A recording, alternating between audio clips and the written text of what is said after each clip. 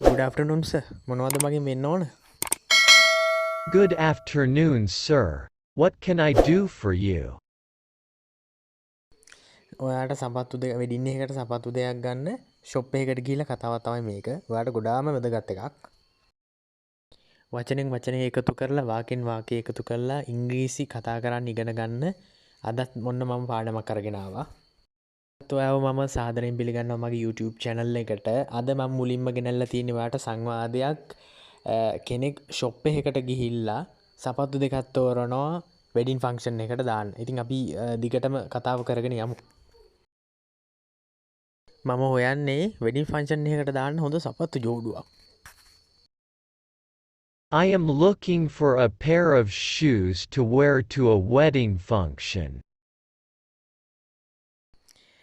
ඔයා ෂොප් එකකට ගියාම එකපාරම දැක්ක සපත්තු ජෝඩු තෝරලා ගන්න යන්නේ. සමහරවිට ෂොප් එකේ ඉන්න කෙනාගෙන උත් අහනවා මොකද්ද මේක හරියයිද මේක හරියයිද මේක හරියයිද කියලා අහනවනේ.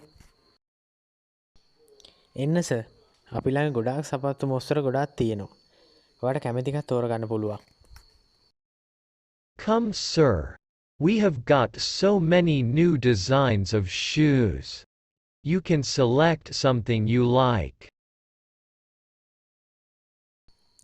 එහෙම කිව්වම ෂොප් එකේ වැඩ කරන කෙනා ඔයා කියනවනේ කෝ බලමු. Let's see. මොන පාටටද ඔයා කැමති? කළුද දුඹුරු පාටද? What's the color you like, black or brown? ගොඩක් වෙලාවට කට්ටිය තෝරගන්නේ කළු පාටනේ. ඉතින් මෙයාත් කියනවා මට ඕනෙත් කළු පාට. I need black. මේ පෙයාර එක බලන්න සර්. මේක අලුත්ම ඩිසයින් එකක්. ඒකේ නියම පෙනුමක් තියෙනවා. Try this pair, sir. This is one of the latest designs. It has a nice look. මේකේ සයිස් එක කීයද? What's the size of this?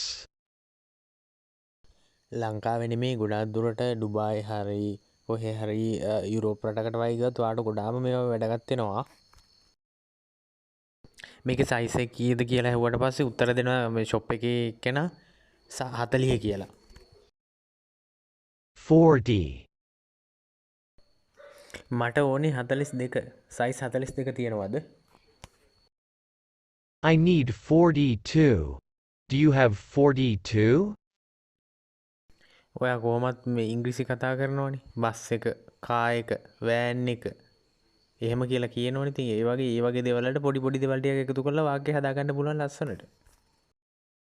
ඉන්න මම දෙන්නම්. මෙන්න මේක දාලා බලන්න කැමතිද sir? Wait. I will give. Here. Would you like to try it on, sir? ඔව් දාලා බලමු. Yes. Try and see. මේ පෙයාර එක ඔයාට හොඳට ගැලපෙනවා. ඒක නියම පෙයාර එකක්. This pair suits you well.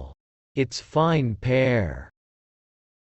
Shop එකේ ඉන්න කෙනෙක් කිව්වනේ දැන් හරි. දැන් සපත්තු ජෝඩු තෝරගෙන තියෙන්නේ. දැන් ප්‍රයිස් එක තමයි බලන්න තියෙන්නේ. ඔව් ඒක හොඳට ගැලපෙනවා. මේ පෙයාර එක හොඳයි. එතකොට ගාණ කොහොමද? Yes. The pair fits well. This pair is okay. So how about the price? සාමාන්‍ය මිල නම් 2000යි. ඒත් ඔයාට මේක රුපියල් 1500ට අපිට දෙන්න පුළුවන්.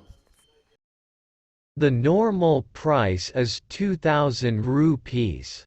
But we can give you this for 1,500 rupees.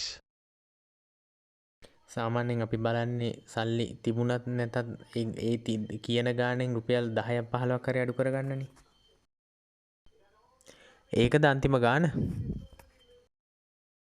Is that the last price? ඔව් සර් මම රුපියල් 200ක්ම අඩු කරා. Yes, sir. I reduced 200 rupees. හරි එහෙනම් මම මේ පෙයාර එක ගන්නම්. Okay. Then I will take this pair. අද වීඩියෝ එක ඉවර වෙන කලින් පොඩි කතාවක් කියන්න මම ඔයාලට. ඔයා දන්නවද බිරිඳට ඉංග්‍රීසියෙන් කියන්නේ වයිෆ් කියලානේ. එතකොට වයිෆ් කියන එකේ අකුරෙන් අකුරු තේරුම දන්නවද? මම ඒකේ තේරුම දැන් ඔයාලට කියන්න යන්නේ. W කියන එකෙන් කියන්නේ wonderful. ඒ කියන්නේ පුදුමාකාර. I අකුරෙන් එහෙම නැත්නම් දෙවෙනි අකුරෙන් කියන්නේ instrument උපකරණයක්. F නැත්නම් තුන්වෙනි අකුරෙන් කියන්නේ for සඳහා. F කියන එකේ අවසාන අකුරෙන් කියවන්නේ enjoy. මම හිතනවා ඔයා ඒකේ තේරුම දැනගන්න ඇති කියලා. ඒකේ තේරුමත් එක්කම අද වීඩියෝ එක අවසන් කරනවා මම. ඉතින් තාමත් ඔයා මාව subscribe කරලා නැත්නම් පහළ තියෙන subscribe button එක click කරලා මාව subscribe කරන්න. ඒ වගේම මම ගොඩක් දැනට වීඩියෝ 90ක් විතර කරලා තියෙනවා. ඒවත් බලන්න පුළුවන් ඔයා මගේ channel එකට ගියා නම්. ඒ වගේම බොහොම ස්තුතියි අතරම මගේ channel එකත් එක්ක මේ තාම දුරට රැඳිලා හිටියට. දැනට හෙටත් මම ඔයාලට වීඩියෝ එකක් අරගෙන එනවා. වීඩියෝ එකක් අරගෙන එනකම් බොහොම ස්තුතියි සුබ දවසක්.